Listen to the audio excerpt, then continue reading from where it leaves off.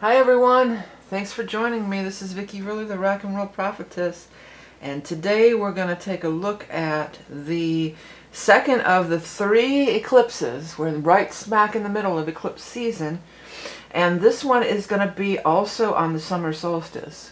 It's not exactly on the summer solstice, it's within a few hours of the summer solstice. It's still, the sun is still at 0 degrees, or winter if you're down under, but the solstice, it's still at 0 degrees. And this is, I actually know this chart fairly well because this is the chart that I'm looking at as far as if you order that chart reading, because I think this is the most powerful because we have the solstice, which is powerful in itself.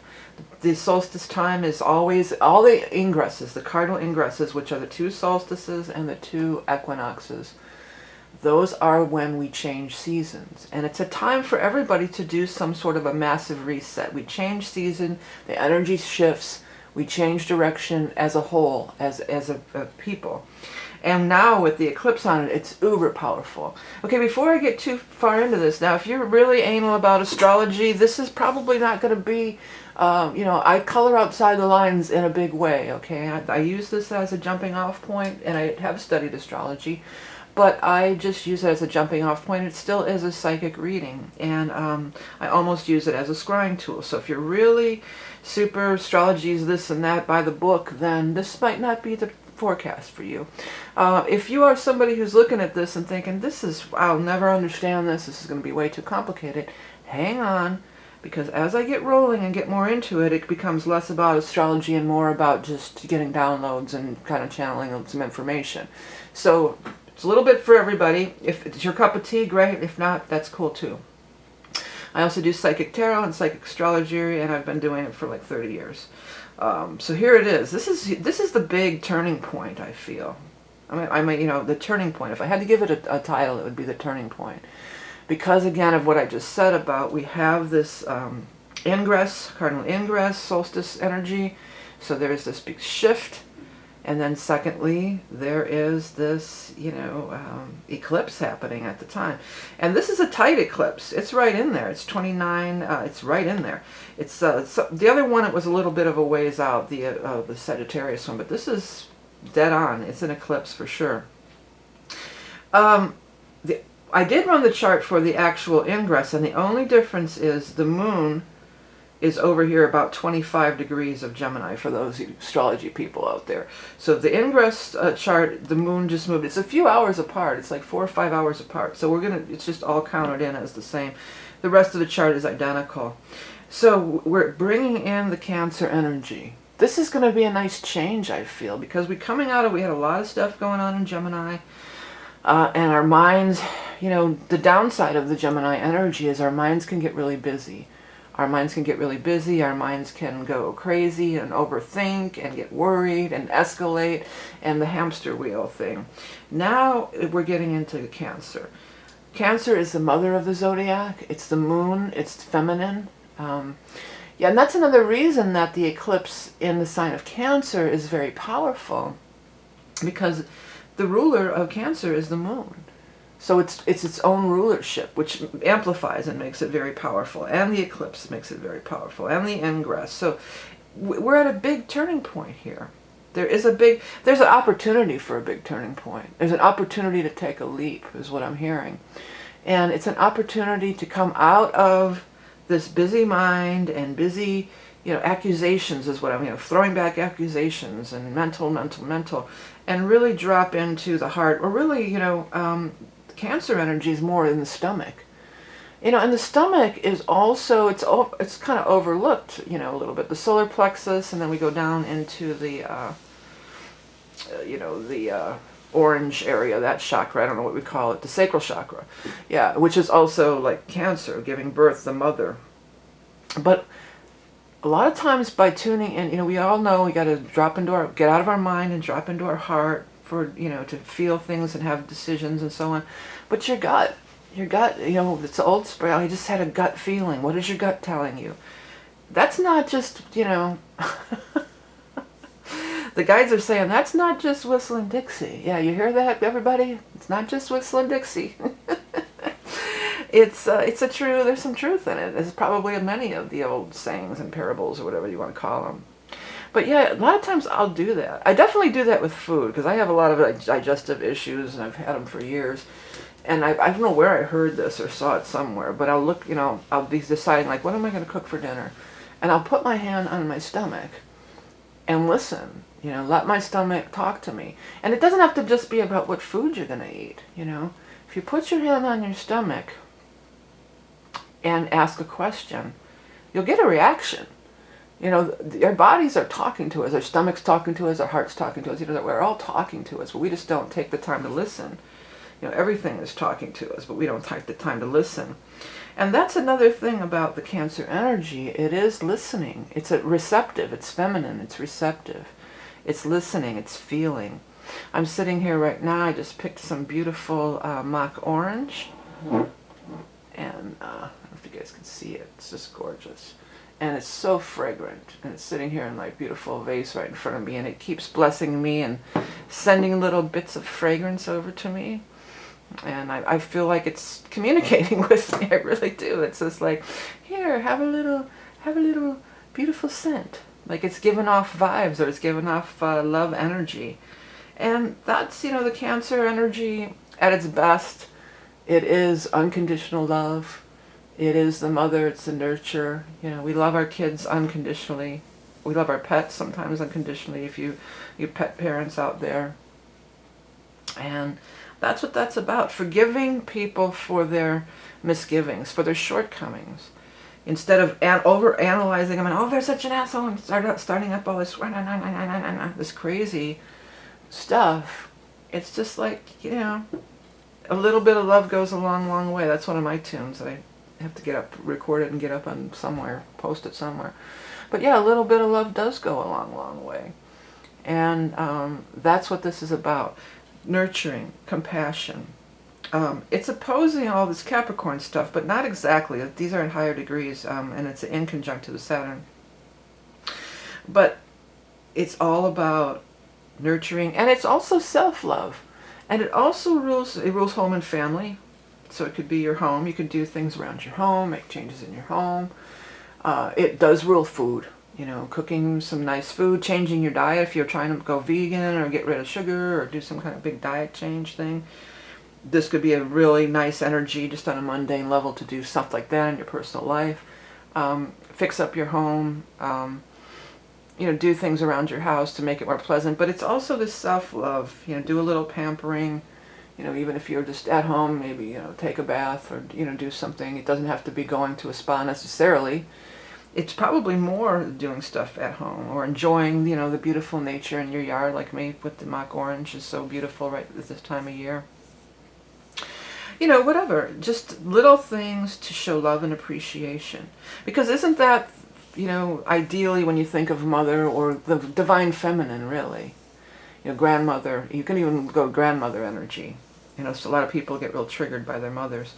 So, maybe grandmother energy, it's just like, just doing little things. Oh, here's a little note in your lunch, or I put a little sprig of, lavender on your pillow, or, things like that. These are the kinds of things. It's not usually any big grand gestures. It's little small acts of kindness. I'm hearing random acts of kindness, small acts of kindness. That is the way, at its best, that the Cancerian energy could operate. It's soft, it's loving, it's like grandmother energy for sure. Today's actually my grandmother's birthday, so she's passed away, but today would have been my grandmother's birthday. I don't know how old, God, she would be 102 if she was alive. But anyways, yeah. And yeah, grandmother energy. The other side, there's always a positive and negative on everything in this world and in astrology too. And the negative side of the Cancer energy is cranky and moody, So that can be a thing. Let's not bring this, because you can just ride, if you've been on this back and forth, like we talked about last time, a lot of that, all this crazy Mercury stuff, Gemini Mercury, kind of the same thing, pretty much the same thing. people going crazy on social media that was really escalating. You know, it seemed to be to me, but other people said too. They're just like, I can't take this anymore. Just this constant back and forth, like attacking each other, you know.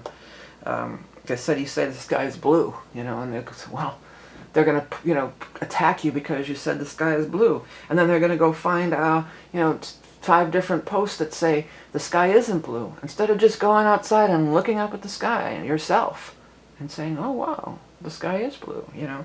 No, this article says the sky isn't blue, and this one says it, this one, you know, this. So if you got caught up in that frenzy, A, it's a good time to really shift gears and get out of it. But B, if you're not ready to shake it, or not willing to, or having difficulty shaking it, it could carry over into the Cancer energy and become this cranky stuff.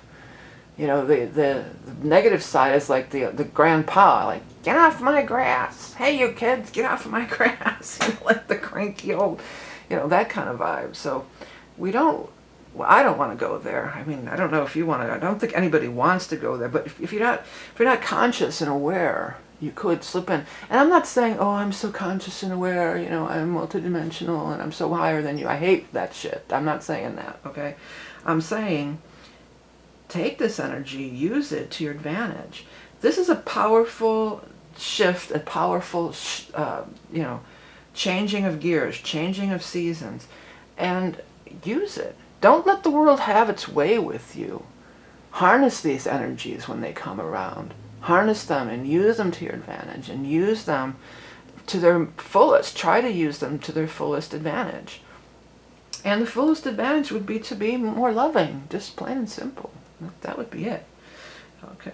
I know this chart in and out because I've been doing readings for this for a while now. And if you want to get that reading, it'll be available till the end of this month on June. It's very popular. And it's pretty insightful, you know. But anyways, I've been doing this reading, so I know everything in this chart by the back of my hand by now. But one thing I didn't run with the other chart, I didn't put the part of fortune in, and I didn't realize that the part of fortune was conjunct Uranus in this chart. So the part of fortune is another, you know, way to go, another way how we can have our most fortunate experience through this, or how things could turn out the most fortuitous, you know, and it's conjunct Uranus. So number one, it would be in strange and unexpected ways, you know. Maybe by showing a little bit of love, you know, things could turn up in strange and unexpected ways. But also, Uranus is always taking that higher level. It's the higher octave of Mercury. We still have the node in Mercury, but we had, last time we had this huge stellium. We still have Venus there, and we have the node, it'll be there for a while. So we still have planets in Mercury. I mean, in Gemini, excuse me. But this is the higher octave of Mercury. So Mercury, at its worst, Mercury's got many good qualities, and Gemini has many good qualities. But at its worst, it is, you know, this monkey mind stuff, this, you know, quick to not thinking things through, just quick to talk and without thinking and back and forth, and you know, just right off the top of your head saying whatever. Sag is like that too, saying whatever comes out of your mouth. That's where these nodes are. But the Uranus is, well, let's take a higher perspective. You know, let's see the trees from, you know, the forest from the trees, or however that goes, because this is like the mouse energy, and this is like the eagle energy. So when you're in the mouse energy, all you can do is scurry around, pick up your nuts and eat your little seeds and running around, and you know, you're just always busy, running through, hiding in the grasses and in the ivy and whatever. But when you're the eagle, you see the mouse and you see all, you know. So we want to go for this higher perspective. We want to soar like that eagle. That is where our fortune will lie. That is where we will have that's the best place to be. That's the most fortunate use of this entire energy, because it's powerful. Take advantage of it. Use it to your favor if you can. This is also a loose sextile to this, so there's, you know, it's a loose thing going on here. This stuff is all squaring off with the Lilith, I was going to say Pluto, but of course it's Chiron, the Lilith-Chiron conjunction. We want to stand up for each other, or for ourselves, rather, with Aries, and for each other. It's funny, I just blurted out each other, because Juno's over here opposing it in the 7th, that's each other. But and it's in Libra, Venus, love, and Venus is in this mix too. It's sextiling, and it's all in here too. So, you know, we want to stand up for ourselves, and we want to be the warrior for our own. Somebody, was actually, I think, a comment on here. I don't want to misquote it, but it was a great comment. It was on the last video, I believe. It was a quote from somebody, and they were saying, it was something along the lines of, when we stop being angry, we can see what we fear, you know. And that's a lot of it, you know. A lot of it is what we're fearing, you know. And when we're striking out in anger over fear, because we're fearful, there's a difference in striking out and being angry and attacking people because we're afraid, you know, and just reclaiming our power, stepping into our power. This is a time of our personal power, and it starts here right in your gut. They just keep bringing me back to that. It starts right in your core, you know, in your core being, in your physical body. And yes, be the warrior for your own cause. Yes, be the warrior. Stand up for yourself. But we've got Juno in Libra. We've got Venus in here too. So we want to, you know, the best way to make things happen in our personal life. I'm not saying the riots are right or wrong, or I'm not even going to just open that can of worms or get into it, because it's so multifaceted. You know, it's a complicated issue. And there's, you know, it's right and wrong. There's lots of different things, and I don't really want to have a big fight about that or get a fight going in the comments about that, because this is all about standing in our personal power. You know, this is standing in our personal power. These are the personal planets here. We're in the personal planets, which is these first 7 houses. So this is our personal planet. You don't get any more personal than the moon, I would say. You know, and the moon is also our inner thoughts and inner, oops, what happened? We lost the screen there. Sorry about that. Our inner thoughts and our inner emotional things. And if we're too in our mind, we have to check in with our emotions. That's that holding your stomach thing. We've got to check in with our emotions, and that's take care of our emotional health and well-being, our own emotional health and well-being. That's what we should be a warrior for our own emotional health and well-being.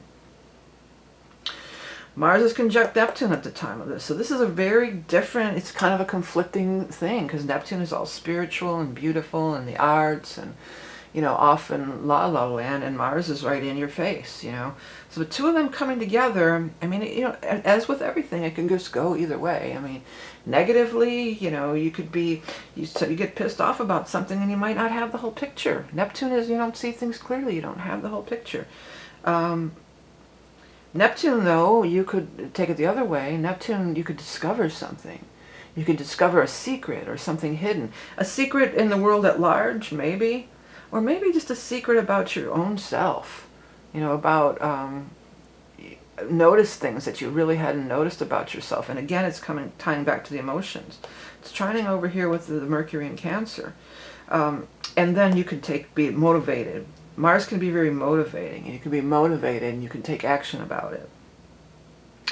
So that could go either way. You know, this is everything. We're at a pivotal point. Everything can go either way. It all comes down to you and how you're going to use this energy. So let's all try to be conscious of it. So I'm putting these videos out so you're conscious of what's happening, and let's try to use it in the best possible way that we can. Okay, the South Node is down here in Sagittarius. It's kind of sitting off by itself down here. But the South Node does rule the past, and it's opposing, of course, opposing the new moon and the North Node here.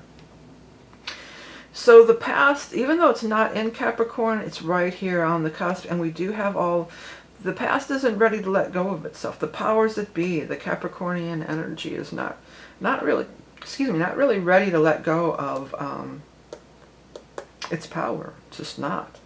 It wants to stay in power. It's good to be in power. It likes being in power. Pluto's going to transform, though.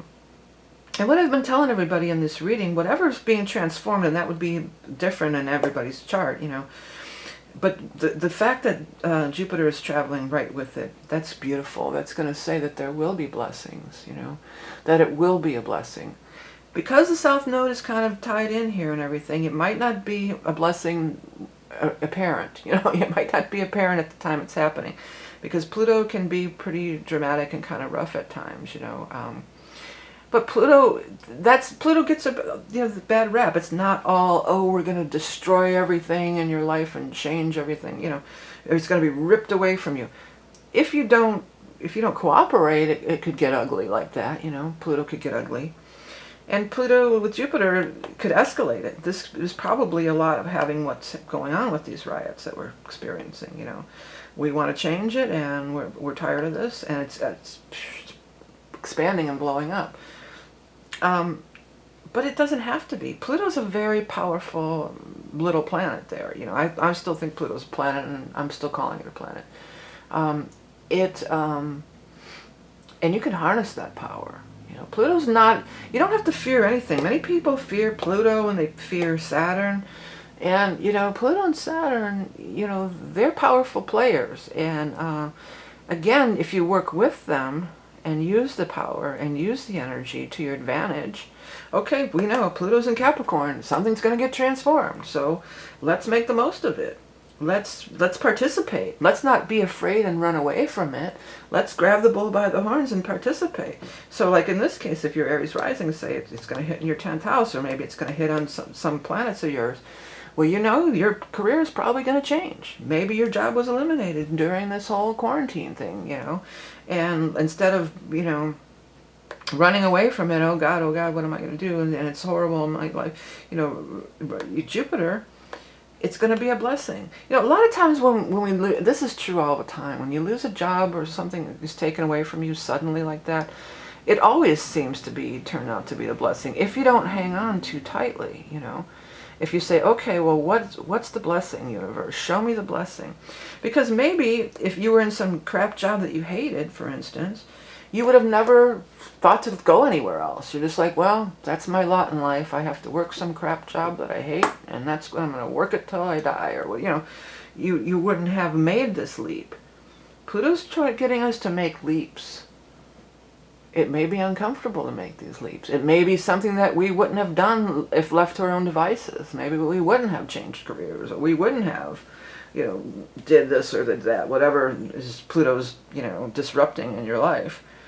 But to know that the Jupiter is traveling with it, you know, it's really a reinforcement of the universal laws that it's going to be a blessing. You know, it's going to be a blessing in the end. If you could just try to see that right now and just look forward to the blessing and be open and be looking for it and be ready to receive it, then things are going to go a lot smoother for you. Because the eclipse is happening, there's changes. There's more change to come. There's definitely more change to come. And it's on a global level, it's on a smaller community level, and it's also in our personal lives, you know.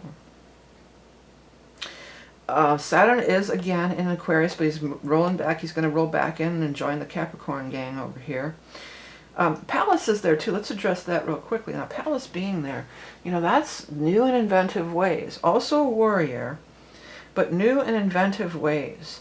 Well, you know, a lot of musicians I know are out driving Uber and food delivery things. A lot of them are, you know, because they just can't. They would have starved to death. You know, all the clubs were closed and all the concerts were canceled.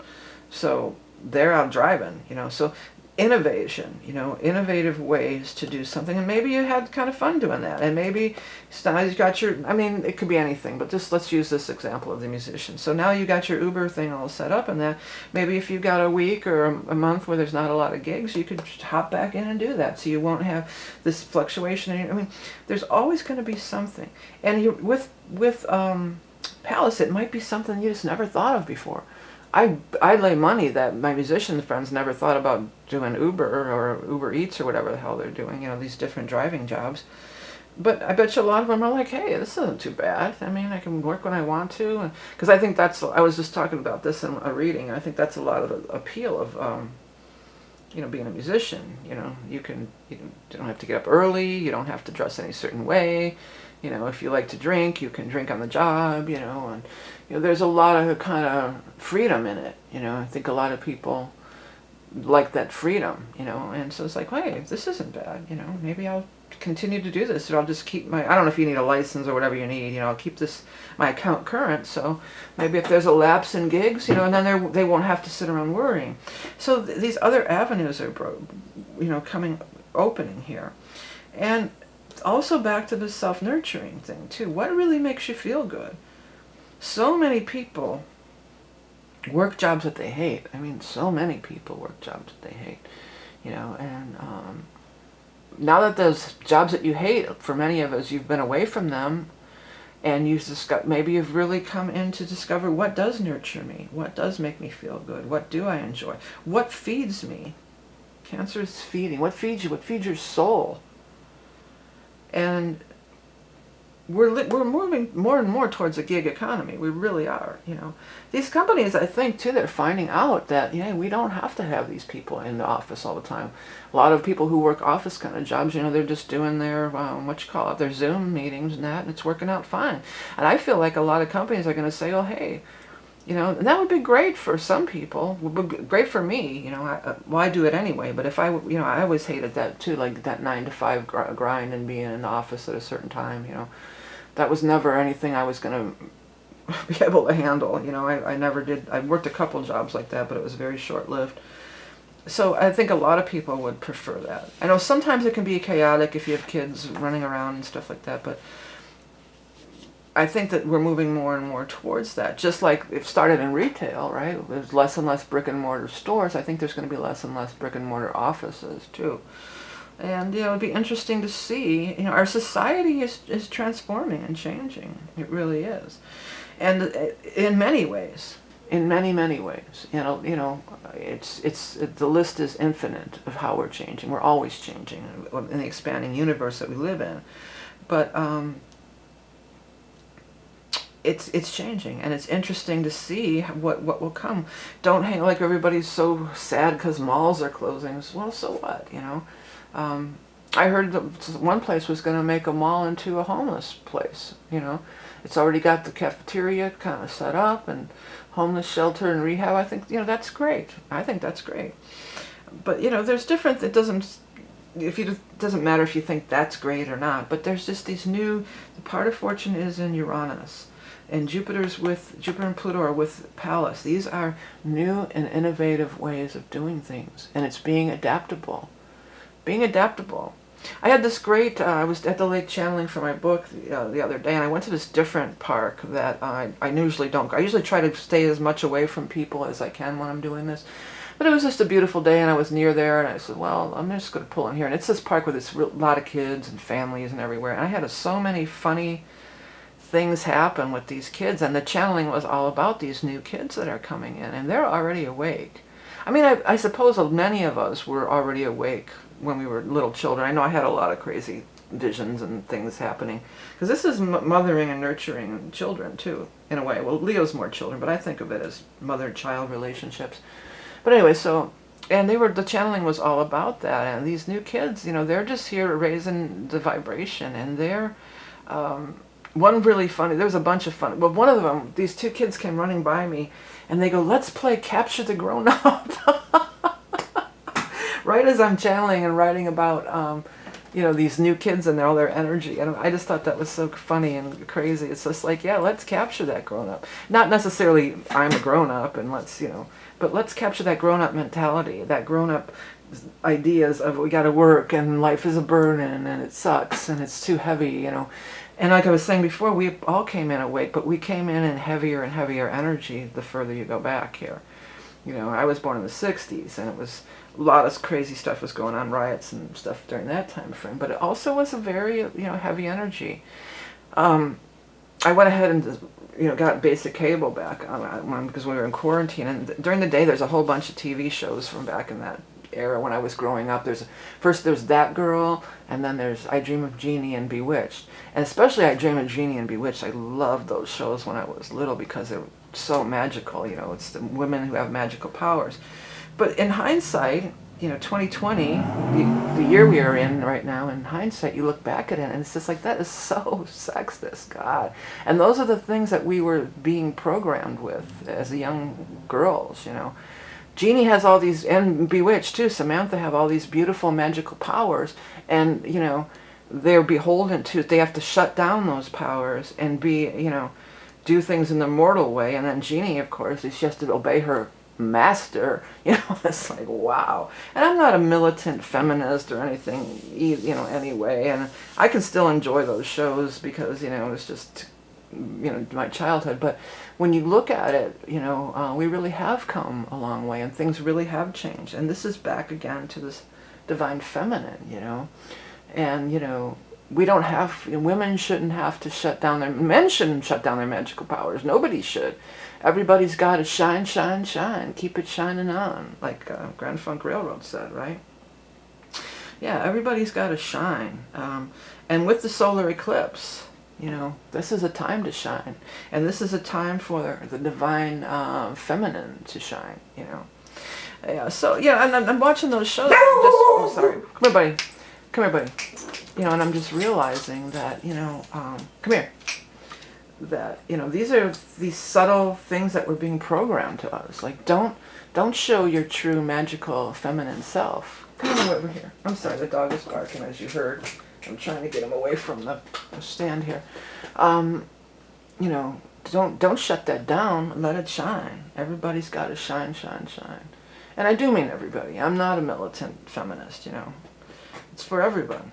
Nobody should be calling anybody master on TV in any capacity, right? Samantha shouldn't have to always cower down to boost Darren up, and make him the hero. Be the hero of your own life. Fourth house is your own home, your own life, your own castle, your own core being, your belly here. I mean, we could go on forever with this chart, and if you're interested in seeing how this particular chart does relate to your chart, I do have those readings available, again, for a limited time, till the end of June. It'll be up. Another thing that I started doing, I put up this free chart. It's this WordPress plugin. It's not the greatest. You can go to astro.com to get a better free chart if you want this kind of chart with a wheel. But I have a free chart I'm offering on my site, and it's just a listing of all your planets. And I also did put out a pay-per-view little intro. Now, if you're an astrologer, this pay-per-view thing is probably not going to be for you. It just basically goes over your ascendant and your houses, and then I go into what each house and planet represents. It's a two-part. The first 10 minutes is going through each ascendant, each thing there. If you have Aries ascendant, if you have Taurus ascendant, it goes through each of the houses. And then the second one is, after the 10 minutes, it's all about going through and interpreting what each house, based on this model that I always use here. The first house and Aries and Mars all have similar energy. And I kind of try to show you how you can relate it to your chart. So even if you don't want to order the reading from me, if you just want to know, well, the eclipse, if you're Aries rising, the eclipse is happening in your fourth house. And how that might play into, it's in the sign of Cancer, but also you would look up your own fourth house, So if you're an advanced astrologer, it's not for you. But if you are a beginning astrologer or want to know more about how transits and houses work, you might like it. If you like my style of teaching by watching my videos, you might like my video, that video. So check it out if you're interested. And I do have that reading and all sorts of other stuff on my website. You can find that above or in the links below. If you enjoy my content, please do hit subscribe. I appreciate everything. I should have some t-shirts floating around the outside ring there. If any of that stuff interests you, it's all appreciated. And I want to thank everybody so much for all the ways that you support me through donating, liking, sharing, commenting. This is some powerful energy here. Try to make the most of it. Make a plan. Feel, what are you trying to manifest? What do you want to change in your life? What do you want to shift in your life? How do you want to pull your life back into alignment with your true self, with your inner emotional being and your own inner divine guidance? This is the time to do it. It's a blessing. Jupiter says it's a blessing here, okay? All right, everybody. Thanks for tuning in, and I'll talk to you again soon. Have a great eclipse. Bye.